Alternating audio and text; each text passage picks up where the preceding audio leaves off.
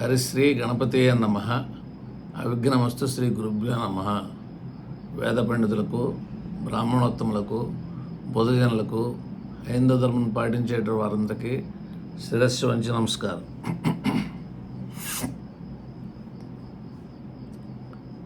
ఒక కుటుంబంలో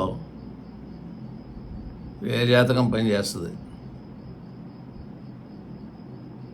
జనరల్గా ఎవరి దగ్గరికి వెళ్ళినా మీరు జోషుడి దగ్గరికి అతని జాతకం ఇస్తే ఆయన చూసి చెప్పేస్తాడు. అది జరుగుద్దా లేదా అనేది ఇప్పుడు ఒక విశ్లేషణ చెబితే అప్పుడు మీకు అర్థం అవుద్ది. సపోజు నేనే ఉన్నాను, నా వయసు 70 సంవత్సరాలు. నాకు లగ్నంలో కేతు రన్ అవుతున్నాడు. అక్టోబర్ 14వ తారీఖు 2024 స్టార్ట్ అయ్యారు. అక్టోబర్ 29వ తారీఖున నాకు ఓపెన్ హార్ట్ సర్జరీ జరిగింది. నా జాతకం చూసి చెప్పేయచ్చా?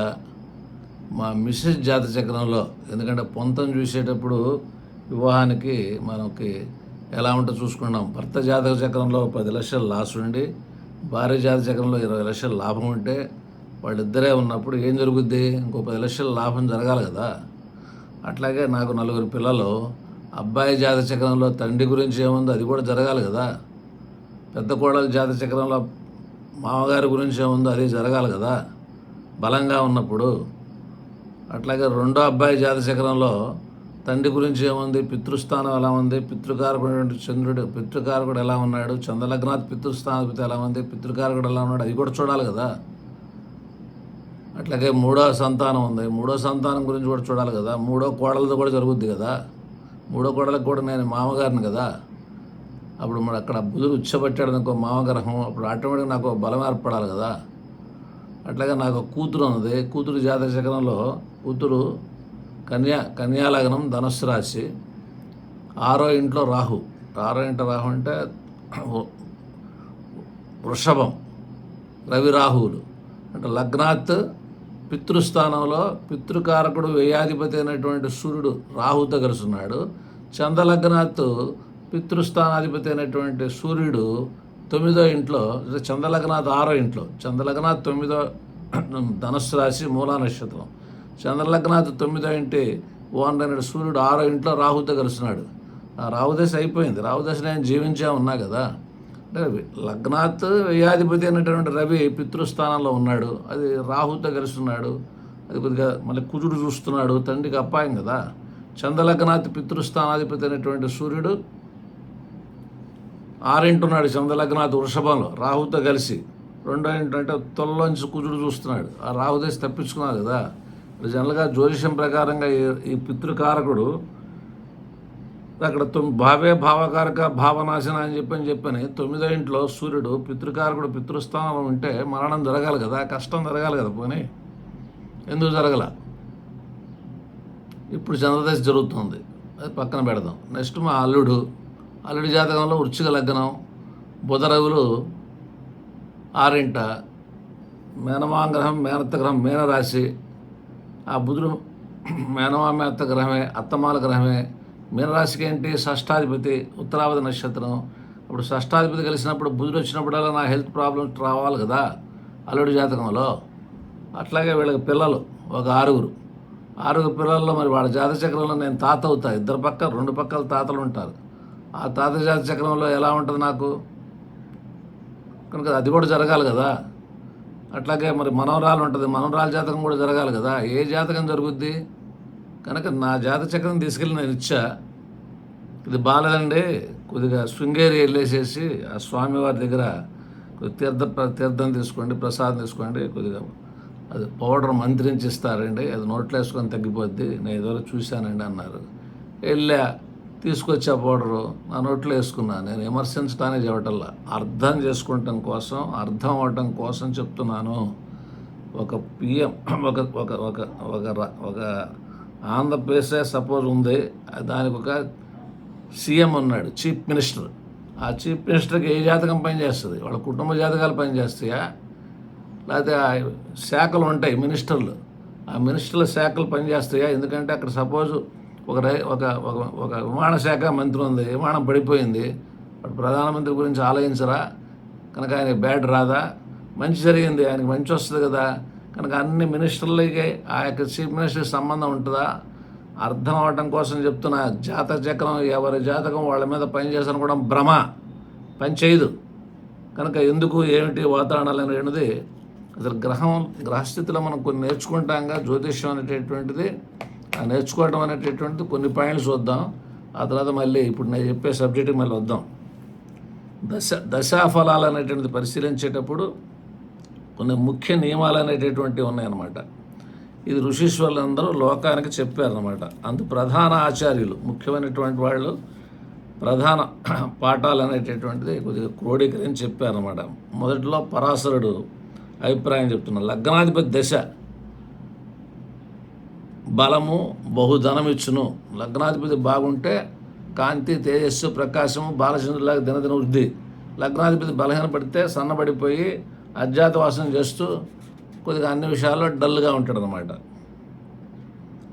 ధనాధిపతి దశ అంటే ద్వితీయాధిపతి దశ మరణం కానీ మరణతుల్యమైన ఆపదలు కానీ. నాది సింహలగ్నం, ద్వితీయాధిపతి బుధుడు 10ంట కుజుడితో కలిసి ఉన్నాడు. నేను అక్కడ కుటుంబ వ్యక్తులను నేను కోల్పోవడం జరిగింది. మరణతుల్యమైన ఆపదలని చెప్పారుగా, 3 ఆపరేషన్లు కూడా జరిగినాయి, మత్తు, కోమా, స్లో కోల్పోవడం. ఋషిశులు చెప్పినవి జరుగుతున్నాయి కదా. తృతీయాధిపతి దశ సామాన్యంగా పాపఫలమే ఇచ్చును. చతుర్థాధిపతి దశ గృహలాభం, భూలాభం. పంచమాధిపతి దశ విద్యాలాభం, సంతాన సౌఖ్యం ఇచ్చును. షష్టాధిపతి దశ నిశ్చయముగా రోగం ఇచ్చును. షష్టాధిపతి అంటే రోగాలు, రుణాలు, వివాదాలు కూడా ఇస్తాడు, దొంగతనాలు కూడా ఇస్తాడు. కనుక మనం ముద్దుగా చెప్తున్నారు. సప్తమాధిపతి దశ శోకము, దుఃఖము కలగజేయను.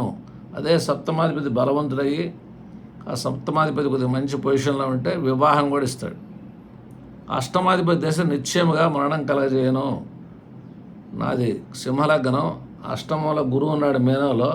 గురుదశ అయిపోయిందే, నేను జీవించే ఉన్నా కదా, మరి ఇక్కడ నిశ్చయముగా మరణం కలగజేయనని చెప్పారు ఋషీశ్వరులు. అందువల్ల బలేనుసారాయణ యోగం, బలం ఉండేటట్టితే ఆ బ్యాడ్ జరగదు. అవి కూడా చెప్పారు. అంటే ఈ శాస్త్రం రహస్యం అనంతం. శాస్త్రం తెలియటం కన్నా శాస్త్ర అర్థము తెలియటం ముఖ్యము.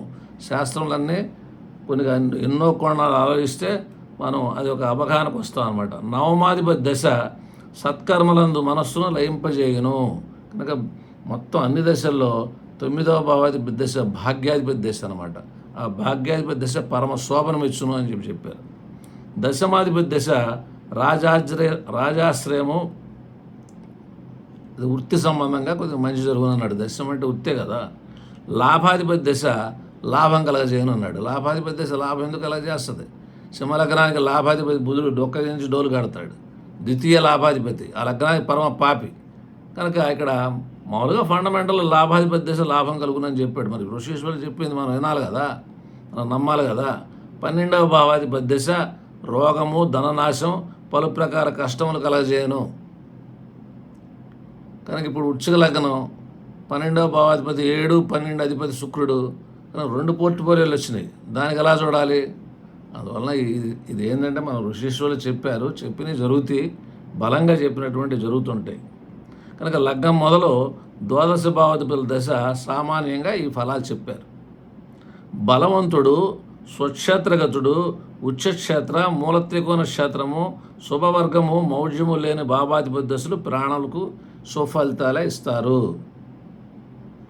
శత్రుక్షేత్రము, నీచము, మౌఢ్యము మొదలగు కలిగినటువంటి గ్రహములు ఆ భావాధిపతుల దశలు అశుభ ఫలంలే ఇచ్చును. మొట్టమొదట అవి చెప్పారు, తర్వాత ఇప్పుడు ఇది చెప్పారన్నమాట. త్రికాలజ్ఞులైన మహర్షులు మనుష్యుల శుభ అశుభ ఫలితములు దశ మూలకంగా తెలియబడి ఉండేది. ఈ విషయము మనుష్యుల ఆయుష్ని నిశ్చయించి తదుపరి చెప్పాలన్నమాట. అందువల్ల పంచమాధిపతి దశ నవమాధిపతి భుక్తి సుఫలితం ఇస్తుంది. అంటే ఏ లగ్నమైనా సరే చెప్తున్నారు అని మహర్షులు చెప్పారు. పంచమాధిపతితో కలిసిన నవమాధిపతి దశ, దశమాధిపతితో కలిసిన చతుర్థాధిపతి దశ రాజ్యము, పుత్రుల్ని, సంతానాన్ని ప్రదానము చేయను, శుభము చేయను అని ఉదారచిత్తులైనటువంటి ఋషీశ్వరులు చెప్పారు. పంచమాధిపతితో కలిసి ఉన్న గ్రహదశ సుఫలమిచ్చును. నవమాధిపతితో కలిసిన గ్రహదశ పరమ శోభనమిచ్చును. ఇది గుర్తుపెట్టుకోండి. పంచమాధిపతి నవమాధిపతి ఏ గ్రహం కలిసినా సరే మనకి మంచి చేయాలి. పాప దృష్టి కలిగినటువంటి గ్రహదశ రాజ్యాన్ని ప్రదానం చేయను. శుభంతో కలిసినటువంటి గ్రహదశ ధనమిచ్చును. కనుక పాపగ్రహం చూస్తుంటే వ్యాపారాలు చేస్తారు, శుభగ్రహాలు కనుక చూస్తుంటే శ్రమ లేకుండా డబ్బులు ఇస్తుంటారు. పంచమాధిపతితో కలిసిన గ్రహదశ రాజ్యలాభం ఇచ్చును. పాప దృష్టి గల గ్రహదశ రాజ్యాన్ని ప్రదానం చేయును అని ఋషీషులు చెప్పారు.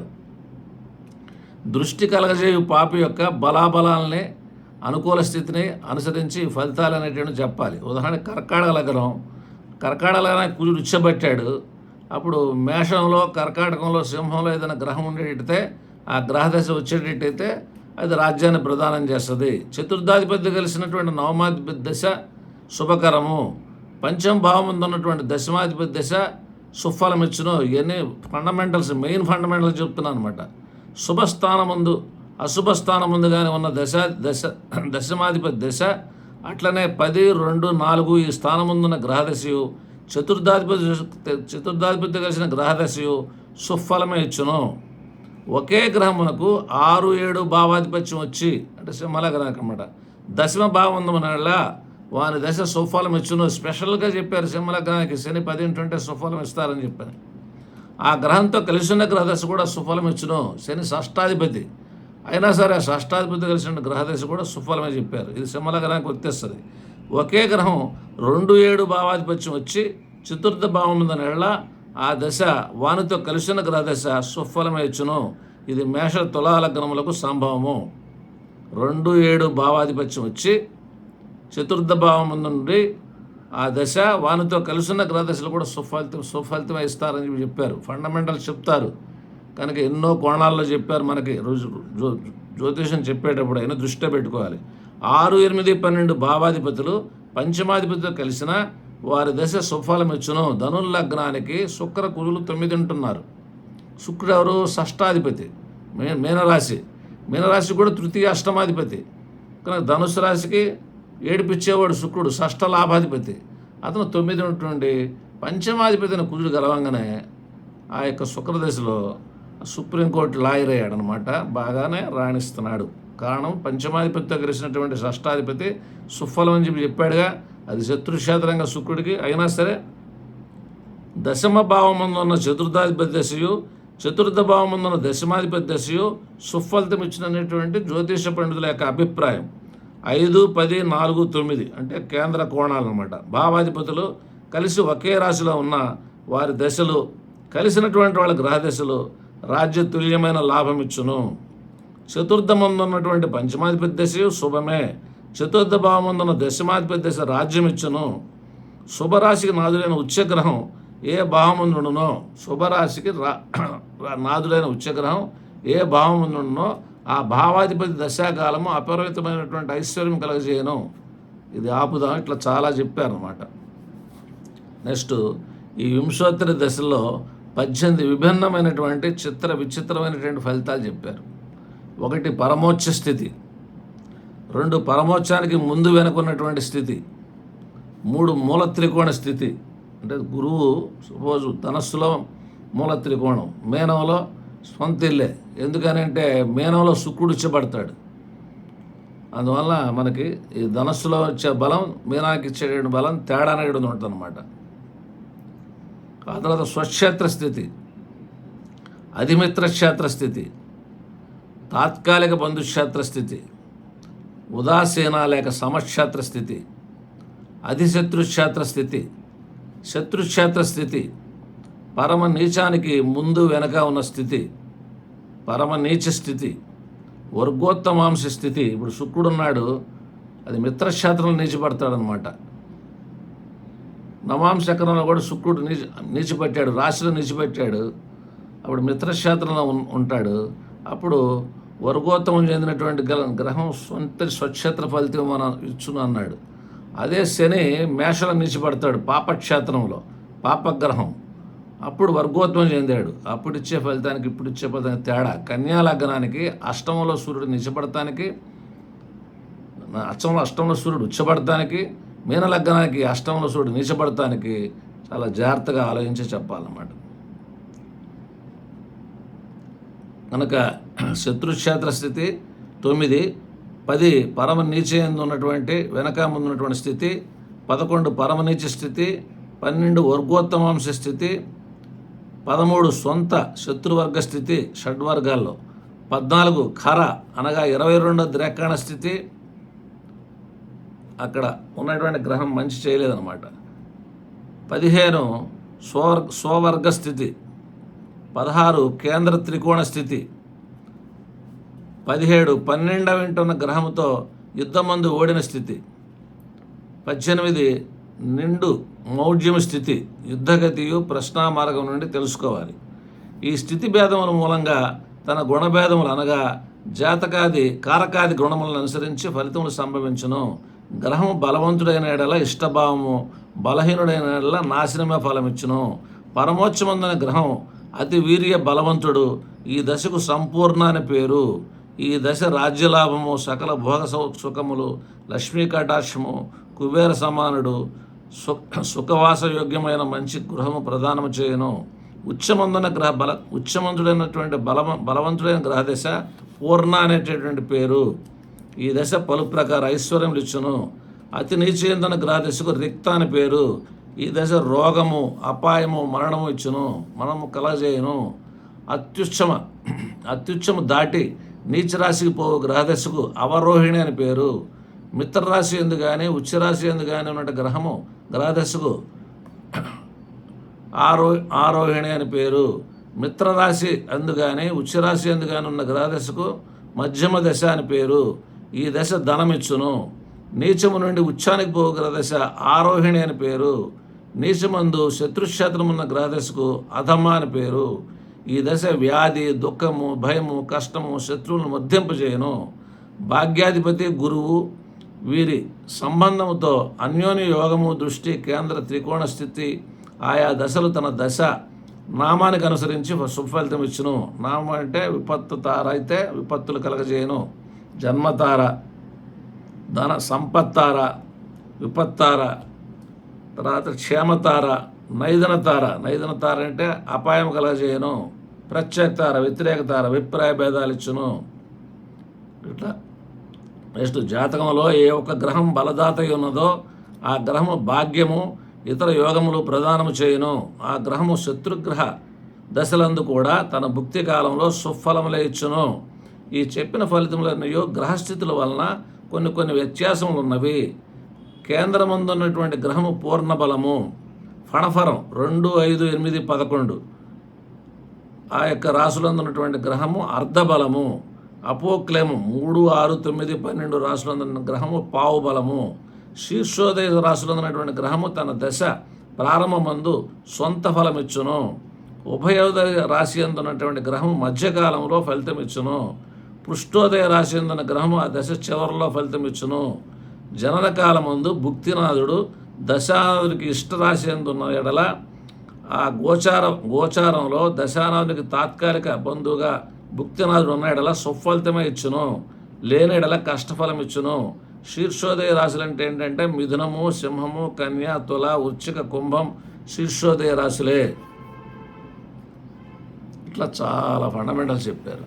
నేను ఇప్పుడు చెప్పబోయేది ఏంటంటే నేనున్న నా జాతకమే నా మీద పనిచేస్తుందా, నేను జోషి దగ్గరికి చూపించా, ఆయన నా జాతకమే కదా అడిగేది, నా భార్యది అడగడే, నా పిల్లలు అడగడే, పిల్లల భార్యకి నేను మామగారు అవుతాను కదా, అవి అడగడే, పని చేయవా, చేస్తాయి 100 పాళ్ళు.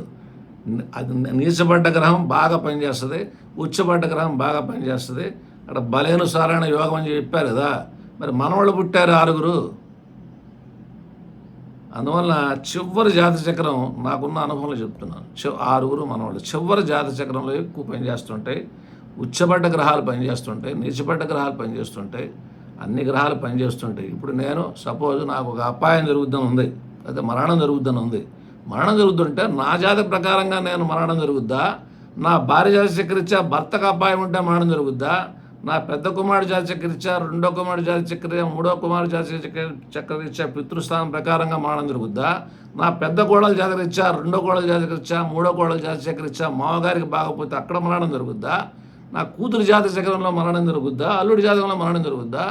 6 పిల్లలు ఉన్నారు కదా నాకు, మగ పిల్లలు ఒక ఇద్దరు ఆడపిల్లలు, ఒక నలుగురు. ఆ జాత చక్రాల్లో తాతగారికి అపాయం ఉండేటట్టయితే ఏ తాతగా జరుగుద్ది? అమ్మ నాన్న జరుగుద్దా? అదే తాతలకు జరుగుద్దా అనేటటువంటిది ఇన్ని జాత చక్రాలు పనిచేస్తాయి. నేను ఎవరైనా ఒక ఆయన వచ్చి, సార్ నా దగ్గర డబ్బులు లేవండి, నాకు 4 పిల్లలు, కోడళ్ళు, అల్లుళ్ళు, వాళ్ళు 8 మంది, మా ఆవిడ నేను 10 మంది, నాకు 6 పిల్లలు ఉన్నారు, 16 మంది, 16 మంది డబ్బులు నేను ఇవ్వలేను, నేను ఏ జాతకం చూపించుకోమంటారు అంటారు. నీ జాతకం పని చేయదయా అని చెబుతారు. పని చేయకుండా ఎందుకు ఉంటుంది? ఆయన జాతకం అందరూ చూసేది ప్రపంచం అంతా అదే కదా, అర్థం చేసుకోండి. కనుక నీ జాతకం బలంగా ఉంది, ఒక ఉచ్చపడి ఉంది, లేకపోతే కొద్దిగా మంచి యోగంలో ఉన్నది, పని చేస్తుంది కొంతమేర. అందులో ఎక్కువ పని చేసేటటువంటిది అన్ని జాతకాలు పనిచేస్తాయి. అన్ని జాతకాలు చూడాలంటే మరి ఆయన డబ్బులు కట్టలేడు కదా. అప్పుడు నేను చిన్న మనవడి జాతక చక్రం తీసుకొని దాని ప్రకారంగా చెప్తా. తాతగారికి ఎలా ఉంది, అటు తాత కూడా ఇటు తాతకి ఎలా ఉంది చెప్తా. ఆ తర్వాత గ్రహాల్లో నీచిపడ్డ గ్రహాలు ఏం రన్ అవుతున్నాయి, ఎవరికి ఉచ్చపడ్డ గ్రహాలు ఎలా రన్ అవుతున్నది, రాజయోగాలు ఏమైనా ఉన్నాయా అంటే, ఇప్పుడు నేను ఉన్న ఉదాహరణ చెబుతా. నాకు ఒక 2 పిల్లల గురించి చెబుతా. ఒక జాతక చక్రం కుంభలగ్నం, గురు శుక్రులు రెండింట శుక్రదశ రన్ అవుతూ ఉన్నది. ఇప్పుడు శుక్రుల్లో చంద్రుడు, ఆ చంద్రశనులు కలిసి 5 అంటున్నారు. ఆ చంద్రుల్లో శని, చంద్రశని కలిస్తే కుంభలగ్నానికి శని ఎవరు? వ్యయాధిపతి, లగ్నం వ్యయాధిపతి. చంద్రుడు ఎవరు? షష్టాధిపతి, టెన్షన్ ఇస్తాడు. చూసాం. రేపొద్దున జూలై 2 నుంచి కుజుడు వస్తాడు శుక్రుల్లో. కుజుడు ఉచ్చ 12వ ఇంట్లో పంచమాధిపతి అయినటువంటి బుధుడితో కలిసి, పంచమాధిపతి ఏ గ్రహం కలిసినా సరే మంచి చేయాలి. అందువల్ల ఇక్కడ ఏంటంటే శుక్రదశ పని చేస్తారంటే మనకి శుక్రదశ మంచిదే కదా. చివరి రోజు దాకా పితృస్థానాధిపతి, మాతృస్థానాధిపతి, గృహాలు, భూములు, వాహనాల అధిపతి ఉచ్చబట్టాడు. కానీ ఫండమెంటల్లో శుక్రుడికి కుటుంబం లేదు. కుటుంబ స్థానం 2వ ఇంట్లో ఉన్నటువంటి శుక్రుడికి దోషం. ఆ శుక్రుడు గురువుతో కలిశాడు. పరస్పర విరుద్ధమైన గ్రహాలు. ఆ గురువు నవాంశలో ఉచ్చబట్టాడు. అందువల్ల ఈ శుక్రదశ ముందు మంచి చెప్పక తప్పదు తండ్రికి. అట్లాగే ఇంకొక అబ్బాయి చెప్తాను. ఆ అబ్బాయి ఏమైనా సింహలగ్నం, శని కుజులు 12వ ఇంట్లో ఉన్నారు. కుజుడు నీచ, శని కలిసి ఉన్నారు. మకర రాశి, శ్రవణ నక్షత్రం. చంద్రలగ్న చతుర్థాధిపతి నీచ, లగ్న చతుర్థాధిపతి నీచ. పితృకారకుడు అయినటువంటి పితృస్థానాధిపతి అయినటువంటి శని కుజుడు కూడా నీచ. రోగస్థానాధిపతి కలిసి లగ్నాధిపతి. ఇక్కడ మనకి తల్లికి తండ్రికి ఆ కర్కాటకలు ఉన్నారు కాబట్టి ఆ కర్కాటక సంబంధంగా మనకి ఆ హార్ట్ సంబంధంగా ప్రాబ్లమ్స్ అనేటటువంటివి వచ్చినాయి. రాజాదం కూడా పనిచేసిందిగా. అక్కడేంటి 10ంట రవి బుధులు, ద్వితీయాధిపతి రవితో కలిస్తే వైద్య విద్య లోకానికి ఉపయోగపడే ఆయన డాక్టర్ అంటారు. ఆడ పితృకారకుడు 10ంట ఉన్నాడు. అందువల్ల ఇక్కడ ఏంటంటే ఫస్ట్ 16 జాత చక్రాలు నా మీద పనిచేస్తాయి. నేనే కదా యజమాని. ఆ తర్వాత ఎవరైతే సంపాదిస్తున్నారో వాళ్ళు కూడా యజమానులు అవుతారు కదా. వాళ్ళ కుటుంబానికి పిల్లలు పెద్ద అయ్యారు కదా. ఇక చిన్నపిల్లలు కదా, ఆడుకుంటుంటారు కదా. ఆడుకునే జాతకాలు ఎవరి మీద పనిచేస్తాయి? తల్లి మీద, తండ్రి మీద, పెదనాళ్ళ మీద, బాబాయిల మీద, తాతల మీద పనిచేస్తాయి. పక్కింటోళ్ళ మీద కూడా పనిచేస్తాయి. ఇప్పుడు నేనున్నా, రేపొద్దున శుక్రుడిలో కుజుడు వస్తాడు. ఏది మా బాబుకి, 2వ బాబుకి శుక్రుడు గురువు 2ంట, కుజుడు ఉచ్చబట్టాడు 12ంట అని చెప్పాను. తృతీయాధిపతి ఉచ్చబడితే, తృతీయ దశమాధిపతి, నాతో ఫ్రెండ్షిప్ చేసిన వాళ్ళకి కూడా ఉద్యోగం వస్తుంది. మా అబ్బాయితో ఫ్రెండ్షిప్ చేసిన వాళ్ళకి, ఆ జాతకుడు మా అబ్బాయితో ఫ్రెండ్షిప్ చేసిన వాళ్ళకి కూడా ఉద్యోగం వస్తుంది. మా కుటుంబంలో ఆ పాయింట్ అందరి మీద పనిచేస్తుంటుంది. తృతీయాధిపతి ఉచ్చబడితే సంతోష వార్తలు, ధైర్యం పెరగటం. అది కుజుడు కాబట్టి ఎలక్ట్రికల్ ఎక్విప్మెంట్ కొనుక్కోవటం. పంచమాధిపతితో కలిసిన ఏ గ్రహమైనా మంచి చేయాలి. పంచమ రాశిలో ఉన్న గ్రహం, పంచమ నవాంశలో ఉన్న గ్రహం, 5వ డిగ్రీలో ఉన్న గ్రహం, ఇవన్నీ మంచి చేయాల్సిందే. శుక్రుడి నుంచి పైగా ఇక్కడ లాభంలో ఉన్నాడు. శుక్రుడు మీనంలో ఉన్నాడు. మీనానికి కుజుడు ఏకైక రాజ్యోకారకుడు. శుక్రుడిలో కుజుడు రాబోతున్నాడు. కనుక ఇది ఎందుకు చెప్తున్నానంటే, ఒక జాతక చక్రం చెప్పగానే ఇదిగో చంద్రబాబు నాయుడుదండి ఎట్టా ఉందండి అంటారు. ఏంది పని చేసేది? వాళ్ళ అబ్బాయిది పని చేస్తుంది, వాళ్ళ భార్యను పని చేస్తుంది, వాళ్ళ కోడలది పని చేస్తుంది, వాళ్ళ మనవాళ్ళది పని చేస్తుంది. నేను బేస్ చేసుకొని జ్యోతిష్యంలో మీకు మనవాళ్ళ జాతక చక్రం చూసే చెప్తున్నా. పవన్ కళ్యాణ్ ఉన్నారు, ఆయన ఏం జాతక చక్రం నేను చూసుకోవట్లా. ఆ చిన్న అబ్బాయి ఉన్నాడు, 10/10/2017 పుట్టాడు 10/10కి. కనుక ఆ జాతక చక్రం బేస్ చేసుకుని చెప్తున్నా. కనుక ఎక్కువగా చిన్నపిల్లల జాతకాలు పనిచేస్తాయి, ఆఖరి సంతానం పనిచేస్తాయి, నీచబడ్డ గ్రహాలు పనిచేస్తాయి, ఉచ్చబడ్డ గ్రహాలు పనిచేస్తాయి ఎక్కువగా. ఇప్పుడు ఉదాహరణకి తులా లగ్నం, గురువు 8 ఉంటున్నాడు. శనిదశ గురుభుక్తిలో ఈ జాతకురాలి తమ్ముడికి కాళ్ళు ఇరిగినాయి, యాక్సిడెంట్ జరిగింది. ఈ మధ్యకాలంలో పక్షపాతం కూడా వచ్చింది. తృతీయ షష్టాధిపతి అంటే చేతులు కాళ్లే కదా, అష్టమం శత్రుక్షేత్రం కదా. 8వ ఇంట్లో వృషభం, శని ఏమన్నా 10 ఉన్నాడు. ఇప్పుడు వచ్చేసరికి బుధుడిలో గురువు, ఇప్పుడు కూడా ట్రబుల్స్ ఇస్తాడు.